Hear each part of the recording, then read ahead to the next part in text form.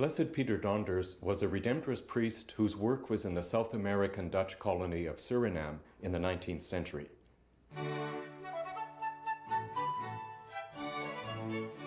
He was born and baptized in Holland on October 27, 1809.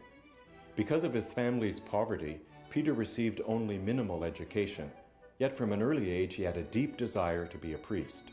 With the help of his parish priest, he managed to get into a minor seminary at age 22, and 4 years later he began his studies in preparation for ordination. Because of his desire to be a missionary, Donders' seminary superiors advised him to join a religious order. When neither the Jesuits, nor the Redemptorists, nor the Franciscans would accept him, Peter Donders finally made an arrangement with the Bishop of Suriname to serve there as a priest. He was ordained in Holland in 1845 and finally arrived in Paramaribo, the capital city of Suriname, in 1847. He spent the rest of his priestly life there.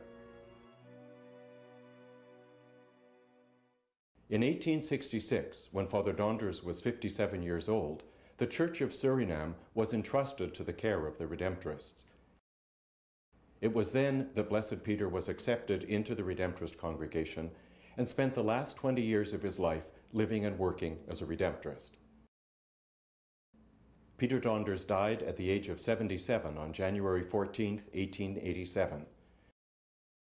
He was beatified by Pope John Paul II on May 23, 1982.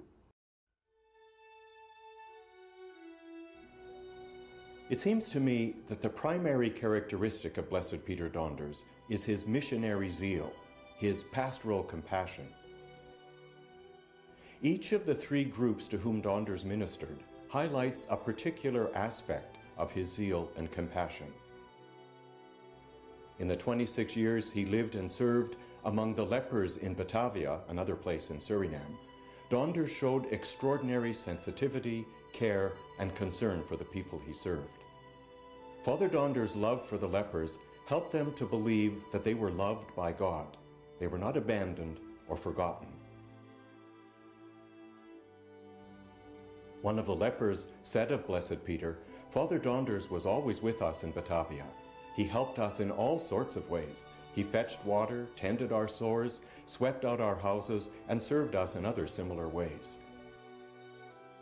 He did things like these, especially when there was a shortage of staff to look after the sick. And it was mainly due to his efforts that the government eventually provided nurses. That last point indicates that Peter Donders' missionary zeal was not only a question of charity, but also of justice. His concern for justice was also a prominent feature of his work with the African slaves on the plantations around Paramaribo. Visiting the plantations was an arduous journey by boat through jungles and swamps, and Donders was appalled at the conditions in which the slaves lived. He said at one point, "Oh, if only we here were worried as much about the health and well-being of the slaves as of the farm animals in Europe." Because he spoke against the practice of slavery, Donders was not well received by the plantation owners. Blessed Peter also found himself not very welcome among the native peoples living in the jungle around Batavia. Nevertheless, he persisted in his efforts to proclaim to them the good news of God's love and our salvation in Jesus. Donders' efforts among the native peoples of Suriname make clear that both his charity and his desire for justice were rooted in his deep desire, even compulsion, to preach the gospel. The life of Blessed Peter Donders was devoted to the primary and fundamental task of evangelization. That's the mission entrusted to each of us by our baptism. Through the intercession of Mary, Queen of Apostles, and of Blessed Peter, may we respond ever more fully to the baptismal call to live and proclaim the good news of salvation in Jesus. May God bless you today and always.